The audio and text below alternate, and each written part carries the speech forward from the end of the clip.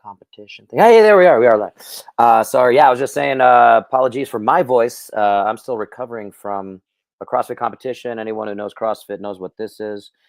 Tearing your hands. But I figured we should get this done. Miss Melissa, do you just prefer Mel? Oh, that's great. Thanks. Mel, where are you located, Mel? Located in Port Dover, Ontario, Canada. Beauty, eh? It's a beauty. Um, we got connected through my lead author of the book we just published, Healthy for Life. Dr. Alana had her on the show previously. You guys, go check that episode out. And I didn't introduce my show. This is Bono's Health. Again, apologies for my voice. But this is where I like to learn more things about health, wellness, the fitness industry, and hopefully share it with you guys. And we all get better because of it.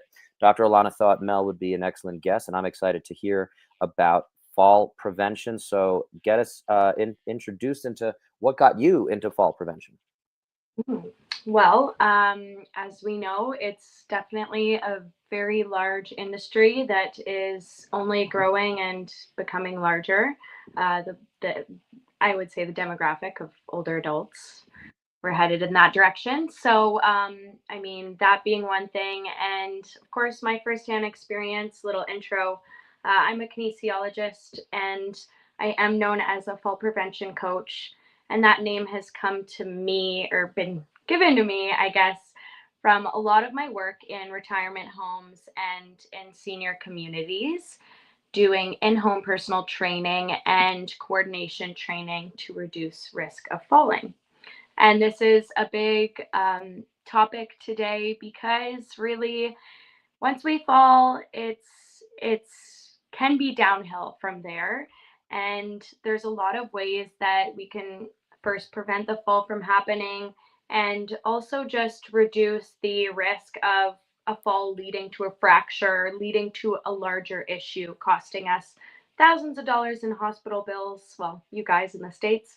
And many other a plethora of other issues that surround what do we do when our mobility is shot and we're in our late 70s and we don't have that all the other pieces in place for what happens down the road.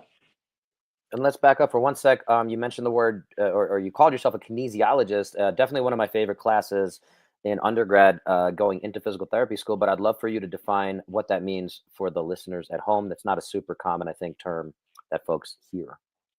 Yeah, kinesiology is like the study of human movement. So I spent 4 years in my degree on kinesiology, understanding human anatomy, understanding biomechanics of how we move around, how we train, how we can move properly given with different disorders or different chronic diseases. And I would also compare it to the way a pharmacologist or a pharmacist would prescribe medication. Myself and my team of kinesiologists, we prescribe exercise for your rehabilitation. Love it. Love it. You mentioned, you alluded to the fact that I'm here in the United States, you're up in Canada. We do have different medical systems. I would love to hear maybe your experience or your understanding of if there's any different impact or again, your perception of at least any emphasis on prevention of falls from the medical system with the nationalized system that Canada has. I don't know.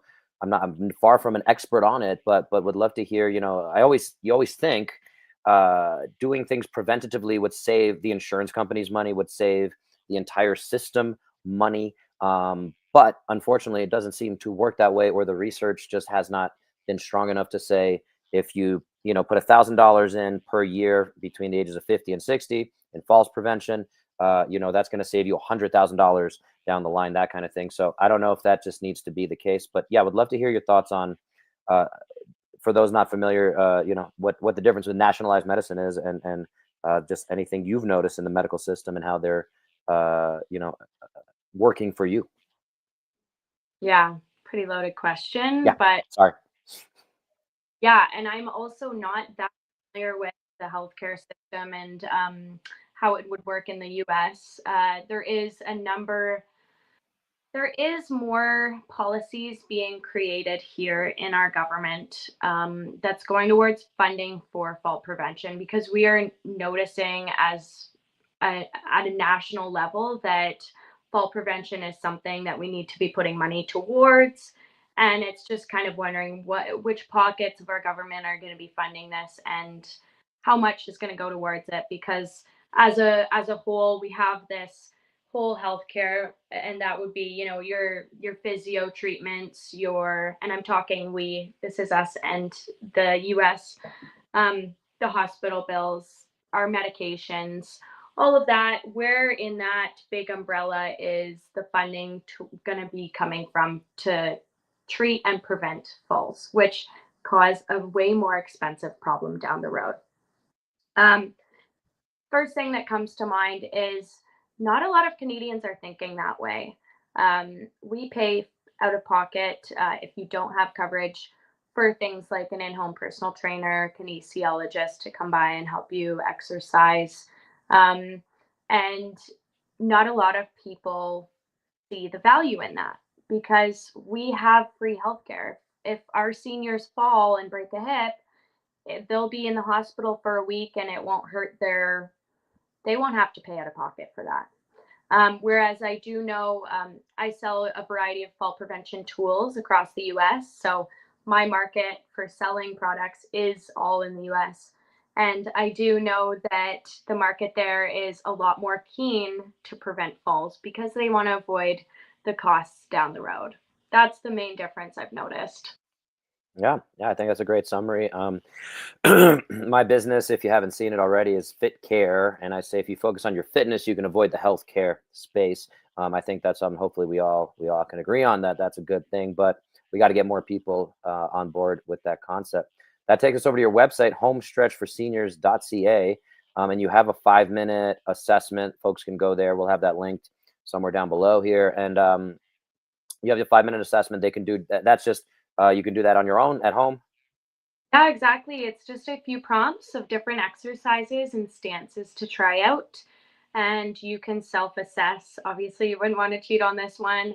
And it'll or telling you, what your fall risk is like. And that's according to university studies that have been done on falls prevention and ones that I trust and use with our clients here.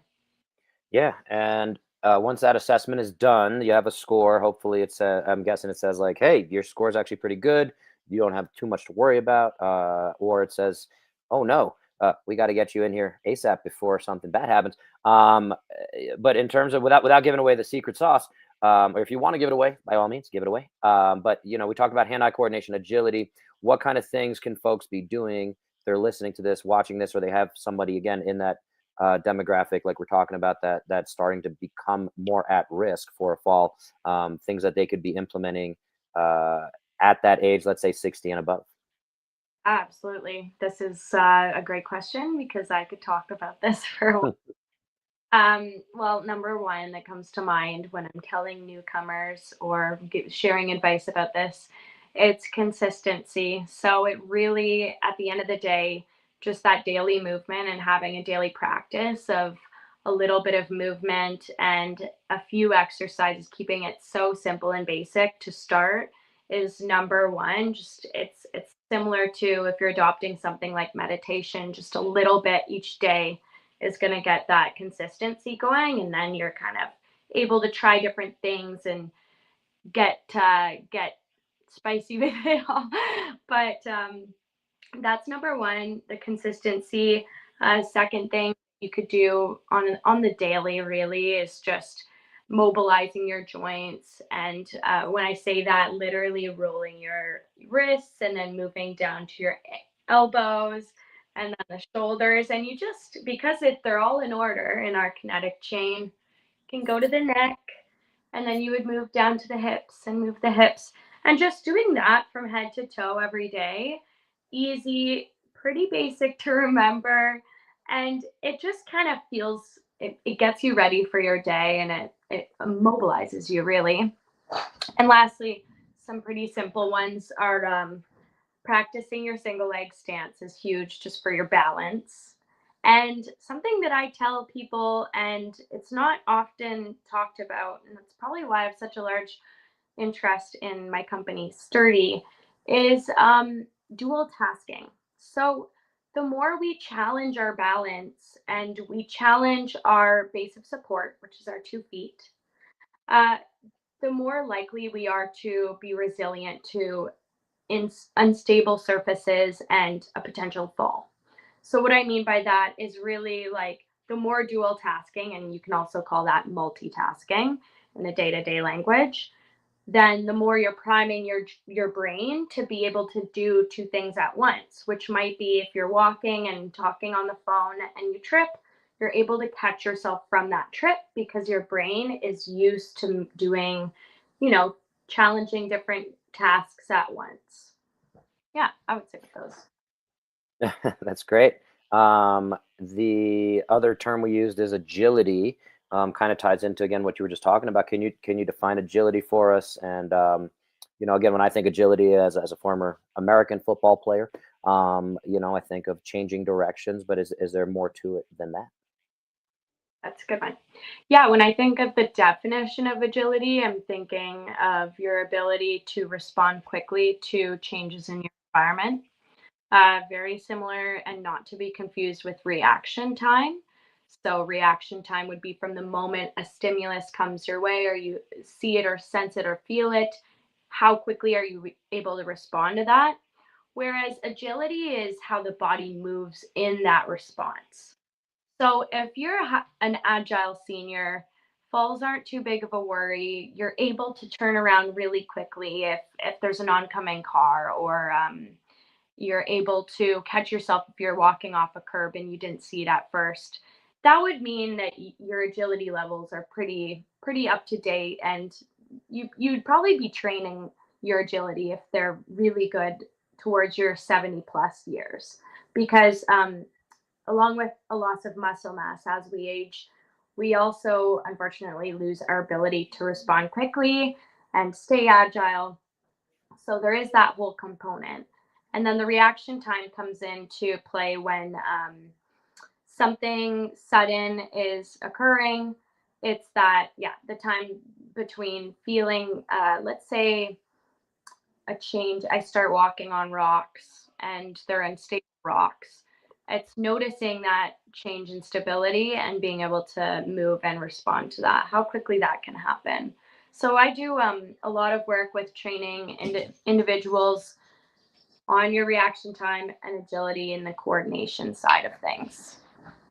Yeah, yeah, I love that. And this is a term I've heard recently. I'm not actually sure. I don't want to put you on the spot, but have you heard of the term powerpenia? Powerpenia, I would assume, because sarcopenia is the loss of muscle mass. So would powerpenia be the loss of power? Yeah, yeah, that's it. And it's something that I listen to a lot and do a lot of work around longevity, aging, a lot of the topics we're talking about here. So that's something I've heard recently that I think is getting a little bit more attention in the research. And the fact that the ability to generate power just as kind of ties in and how all these different systems, right? We could talk about again, working on our reaction time, working on our hand-eye coordination, trying to do the drunk touch test, whatever, touch your finger to your nose. But yeah, power is something, one of my favorites with, yeah, as we get older, my saying, the saying is, do we stop dancing because we get older, or do we get older because we stop dancing? But, the ability to generate power is something that, again, tends to tie into all these other variables that we see that lead to an increase in falls, including leg strength. Again, all the terms you're talking about, I'm not just going to repeat them, but yeah, powerpenia is something that, if you hadn't heard it, I was curious if you had. I think it's just starting to emerge a little bit in the research space.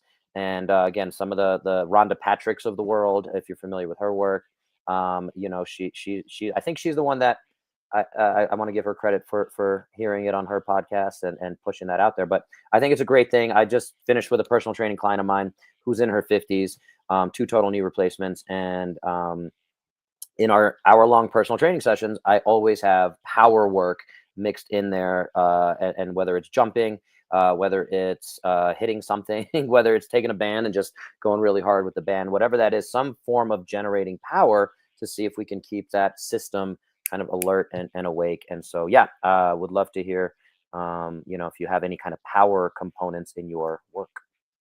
Our side of it. Yeah, absolutely.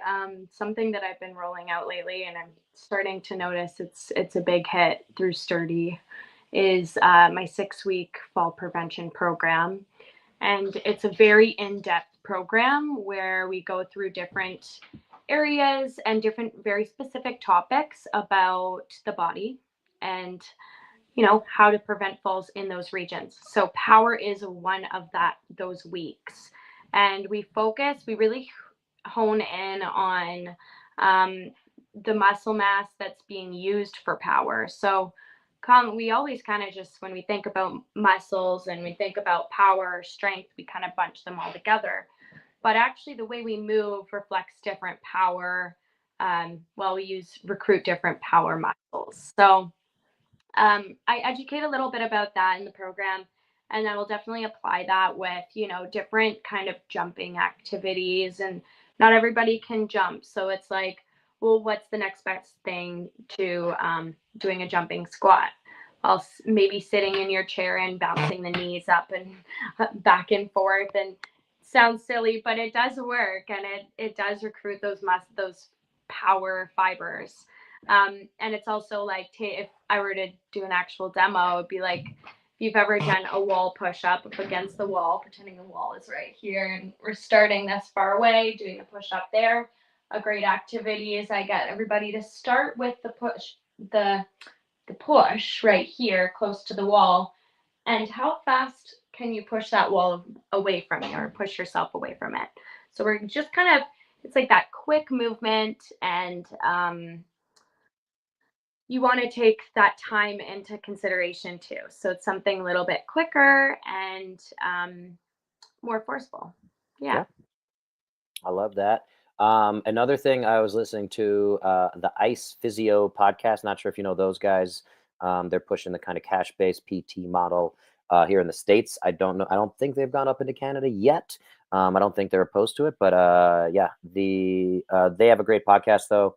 I think they're on the leading edge of the physiotherapy space, and so I was listening to one of their podcasts about falls, and just wondering if you have anything in your program, not just about preventing falls, but surviving falls, because they brought up the concept of the fact that, and the guy went skiing. He's in his, I think he's 50 years old. He went skiing, the CEO, and he said, yeah, I fell like 4 times at least. And so we got to be able to survive those falls. We don't think about that.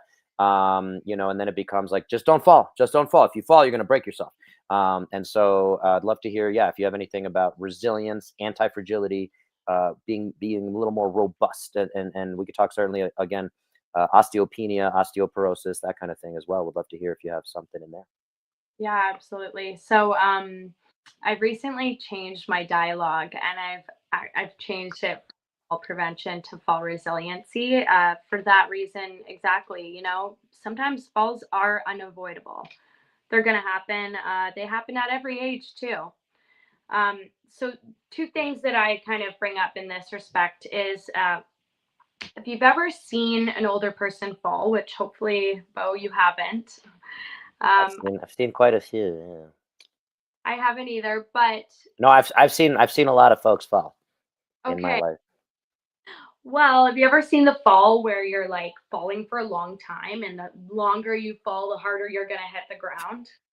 Really like a law of gravity. So that right there is an unavoidable fall. Essentially, you're going to hit the ground at some point. And because you're picking up velocity and you're moving at a pretty big speed and you're getting quicker and quicker the closer you get to the ground, by the time you hit the ground, that force against the ground is a lot harder.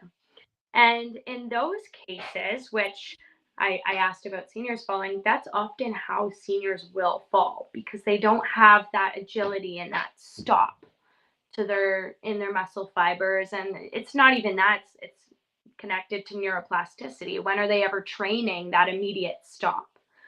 So in our programs, when I say our, it's the Sturdy Brain and Balance program, we go through a number of fall resiliency training exercises so that in the case of a fall, your brain can remember what are these movements that I'm supposed to be doing, or at least it's somewhere recent in your body and it becomes instinct instead of put your hands out and stop yourself and potentially break a wrist or put all of your body weight on one hand. Um, we are training our seniors to get closer to the ground at a bit of a slower pace by spreading out their body mass. So it's like if you're hitting the ground up on one spot, on one joint, on one bone, chances of it fracturing are a lot higher. But if you're going to hit the ground and hit a whole side of your body or drop kind of at your knees, plopping down is what I call it, then the chances of fracturing something, putting all of that pressure on one joint, one bone, is a lot less. So there are actual ways that I coach my seniors in the event of a fall, in the event of losing your balance. Um, what's the proper form to fall in? And the biggest takeaway, because you can't remember the 5 steps when you're about to fall, it's like, wait, what were those steps Melissa taught me? The biggest takeaway of this is really to relax the body and plop down. So you're walking around, you lose your balance, or you trip over a rug. That's a common one. What you want to be doing is bending at the knees first, so your whole body mass is lower when it's about to fall, being less forceful and less impactful. But then, of course, once the fall happens, it's the whole training of how do I get up? Do I know how to get up from the ground? That's a big one. That's something that should be trained as prevention before it happens. Because prevention is always like we think I'm going to be doing a fall prevention program so that I don't fall, but actually it should be I'm doing this so that I'm preventing further risk and injury from a fall. So yeah, the proper mechanics of getting up ground and in the resiliency program that I've designed, back to the first thing I said, it's about having little bouts of movement throughout your day that kind of prime the body to move in unexpected directions, catch your instabilities, catch those wobbles, and react properly. Yeah. Yeah, So we've covered the software, right? The reprogramming of how the mind and kind of responds and things like that. But let's talk a little hardware. I have some thoughts as a physiotherapist myself here, and particularly, I would love to ask you about shoes. Do you talk about shoes with folks? I Yeah. sure do. Whose topic gets me every time. Guys, we are all told, well, not my generation anymore, I hope, but older adults, whenever I see them, they are like asking me about their shoes and they show me, Melissa, this big, thick, padded shoe and it's comfy. And it's because I've been told all my life that I need comfortable support, which is true. We all want to be comfortable. But do we grow? Do we hit those goals when we are comfortable? That's what I always have to say. Unfortunately, the shoe industry has really fed a lot of interesting information that might not be factual. And again, I want to bounce this off of you as a physio. I really encourage less shoe means more foot. We want to be engaging the muscles of the foot. We want to be challenging our balance through the natural musculature underneath that foot that's surrounding all those bones. We have over 100 muscles, bones, and ligaments in our feet, each foot. And there's a lot of stability that comes directly from our feet. Actually, most of it does start with our feet. So if we think about, this is my foot, then we've got a layer of padding underneath it, and then we've got the ground that I'm walking on. So the stimulation or the sim that's coming from the ground to my foot to tell me about what kind of surface I'm walking on is being somewhat blocked by the shoes. So, long story short, I could talk so much about balance and footwear.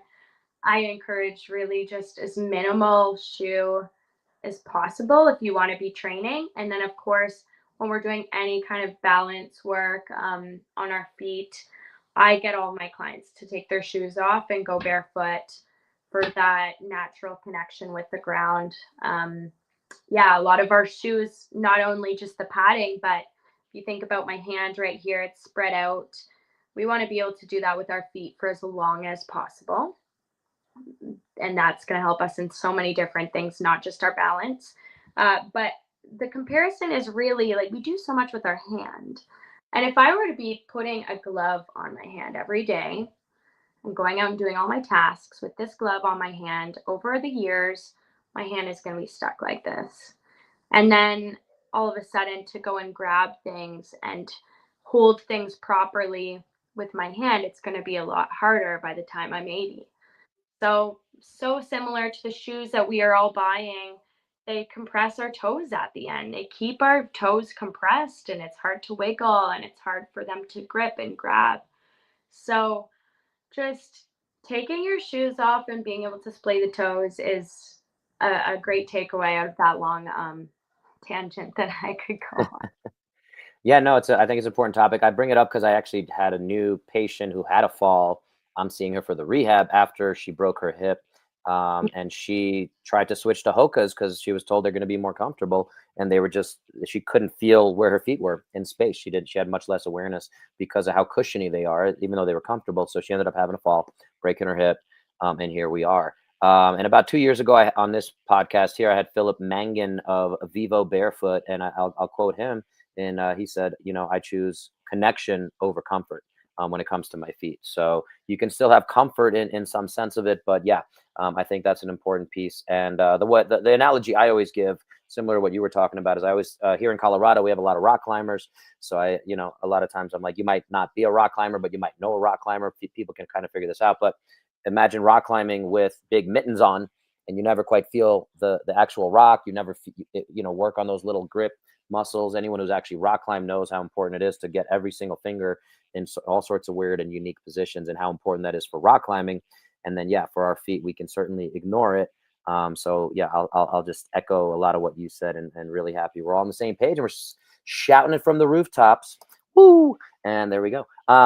Miss Melissa Mel, we can wrap up. I want to be respectful of your time. Coming up on the 30-minute mark here. Any major thoughts you want to leave folks with outside of, don't fall, and if you do fall better? Great finishing line. I like that. Really, just movement is so powerful. Movement is medicine. So, move more, choose activities that make you move and make you happy. It's all about enjoying that movement. And leads me into I barely got to talk about sturdy fall prevention tools. Maybe I should make it fall resiliency tools. Who knows? But this is a product line that I have come up with. Well, I designed the reaction ball, which has uneven edges and it bounces in unexpected directions. And it's designed exactly for older adults who want to train their reaction time, their coordination, and their agility. It comes with my videos of different balance training exercises to try with your sturdy ball. And then I have a whole bunch of other products that make fall prevention training more fun. So I am pushing these.